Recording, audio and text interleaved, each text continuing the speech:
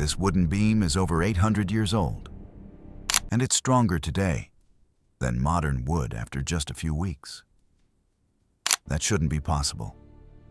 But medieval builders knew something about wood that we completely forgot. They didn't just cut trees, they chose them. A medieval builder didn't walk into a forest and start chopping. He searched, slowly, carefully, tree by tree, because not every tree was usable, and choosing the wrong one meant disaster years later. They studied the shape of the trunk. A straight tree didn't always mean straight grain. A tree that leaned into the wind often grew twisted inside. Invisible tension locked into the wood. If you built a roof beam from that, it would eventually warp under pressure. So they looked higher, at the crown, at the branches, at how the tree grew toward light. Because growth told a story, and if you could read it, you could predict how that wood would behave decades later. There's something almost strange about this part. They didn't just look, they listened. A woodsman would knock against the trunk, not casually, deliberately, and then pause. A clear, ringing sound meant something important. Dense wood, tight growth, strength. But a dull sound, that meant weakness, rot, internal damage, things you couldn't see but you could hear. To them, this wasn't guesswork. It was knowledge passed down through generations, like a language. And if you didn't understand it, you had no business cutting that tree. Two trees could look identical. Same height, same thickness, same age. But if they grew in different places, they were completely different materials. Trees growing on colder, shaded slopes developed slowly. Less sunlight, less water, slower growth. That meant tighter growth rings, and tighter rings meant stronger wood, denser, more stable, less likely to warp. But trees growing in open, sunny areas, they grew fast. Wide rings, softer wood, easier to cut, but far less reliable over time. Medieval builders knew this. They didn't just pick trees, they picked environments. Modern forestry cuts wood when it's convenient, when machines can access the land, when demand is high. Medieval builders did the opposite. They cut trees in winter, specifically when the tree was dormant. Why? Because the sap levels were low. Sap is moisture, and moisture is movement. When wood dries unevenly, it warps, cracks, splits. But winter-cut wood had less internal stress. It dried more evenly. It stayed stable. This one decision alone could determine whether a beam lasted decades or centuries. Modern construction cuts wood into perfect shapes. Straight lines, uniform beams, everything standardized. Medieval builders didn't do that. If a tree grew slightly curved, they used that curve, not as a flaw, but as a feature. A curved branch might become a support beam. A natural angle could match the structure of a roof.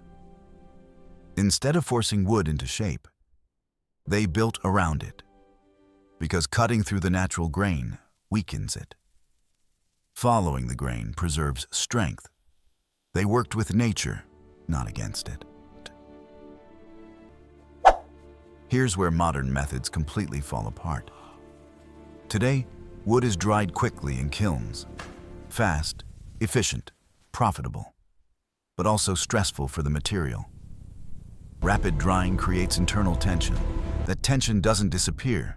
It shows up later, as warping, as cracking, as failure. Medieval builders did something very different. They waited. Wood was left to dry naturally, sometimes for years, stacked carefully, protected from rain, exposed to air. Slow drying meant the wood adapted gradually. It settled, it stabilized, It became predictable. Time was part of the process. And that patience created durability we rarely see today. Modern construction is driven by speed, deadlines, budgets, efficiency. Medieval construction had a different goal: longevity. Buildings weren't meant to last decades. They were meant to outlive their builders, and their children, and their grandchildren. So every decision mattered. The right tree, the right cut, the right drying process. Mistakes weren't hidden. They revealed themselves over time. And failure wasn't just inconvenient, it was dangerous. So builders developed methods that reduced risk, even if it took longer. Walk into a medieval church or an old timber-framed house. Look at the beams. They aren't perfect. They aren't uniform. Some are slightly curved. Some have irregular shapes. But they hold, century after century, because their strength doesn't come from precision.